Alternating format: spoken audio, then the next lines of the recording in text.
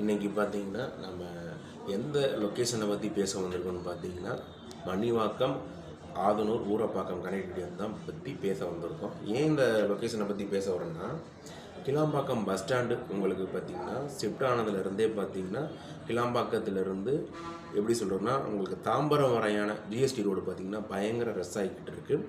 இப்போ என்னென்னா கவர்மெண்ட் சைட்லேருந்து என்ன அனௌன்ஸ்மெண்ட் பண்ணியிருக்காங்கன்னா ஆதனூர் டு ஊரப்பாக்கம் அதே மாதிரி மணிவாக்கம் கனெக்டிவிட்டி உங்களுக்கு பார்த்திங்கன்னா பஸ் ரூட்டாக அரேஞ்ச் பண்ணிட்டாங்க. இன்றைக்கி பஸ்ஸும் வந்து அந்த ஏரியாவில் வந்துருச்சு.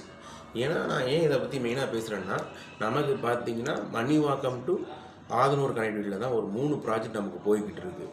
எப்படி சொல்கிறதுனா பிஎன்பி கார்டன், மெட்ராஸ் அவென்யூ, அது மட்டும் பார்த்திங்கன்னா உங்களுக்கு சரசா ஃபார்ச்சூன் கமர்ஷியலாக அந்த லொக்கேஷன் தான் இருக்குது. ஏன்னா அந்த ஏரியா பார்த்திங்கன்னா ரெசிடென்ஷியல் அண்ட் கமர்ஷியலாக தான் டெவலப் ஆகிட்டு இருக்குது.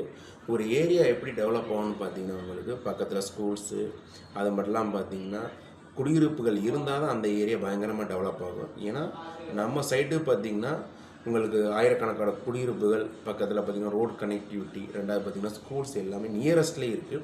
அதனால் அந்த சர்க்கிள் பயங்கரமாக டெவலப் ஆகிட்டு இருக்குது. ரெண்டாவது பார்த்திங்கன்னா இன்றைக்கி பார்த்திங்கன்னா பஸ்ஸும் அந்த ஏரியாவில் வந்துருச்சு. உங்களுக்கு பஸ் நம்பர் பார்த்திங்கன்னா 55B அந்த பஸ்ஸும் இப்போ வந்துருச்சு உங்களுக்கு.